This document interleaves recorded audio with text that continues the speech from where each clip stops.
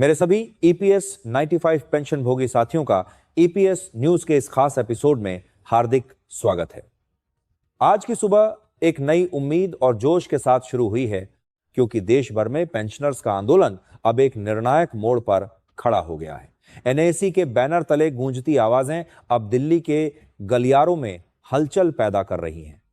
Chief commander Ashok Rawat ji का वह नारा, पेंशन नहीं तो वोट नहीं, आज हर बुजुर्ग की जुबान पर है और सरकार पर आर पार का दबाव साफ देखा जा सकता है।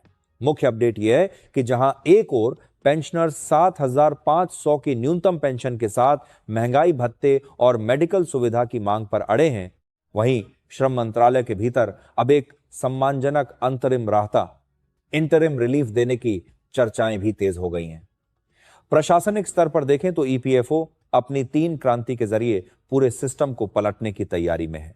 ताजा रिपोर्ट्स के अनुसार पेंशन गणना के लिए जो वेतन सीमा, सैलरी सीलिंग अब तक 15,000 थी, उसे बढ़ाकर 25,000 करने के प्रस्ताव पर वित्त मंत्रालय की अंतिम मोहर का इंतजार है।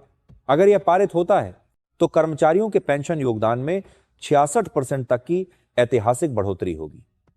वहीं हायर पेंशन के आवेदकों के लिए राहत की बात यह है कि 99.5% से अधिक डिमांड लेटर्स प्रोसेस हो चुके हैं। लेकिन याद रहे कि बकाया पैसा जमा करने के लिए अब आपके पास सिर्फ 3 महीने का सीमित समय है। इसके अलावा अप्रैल से लागू हुए टैक्स नियमों को हल्के में न लें। अब पुराने 15 फॉर्म नहीं चलेंगे, बल्कि आपको नया फॉर्म 121 अनिवार्य रूप से भरना होगा, ताकि आपकी पेंशन की निकासी में कोई रुकावट ना आए। कुल मिलाकर आज की स्थिति यह है कि संघर्ष अपने चरम पर है और मंत्रालय की ओर से किसी भी समय एक बड़ी घोषणा की सुगबुगाहट है।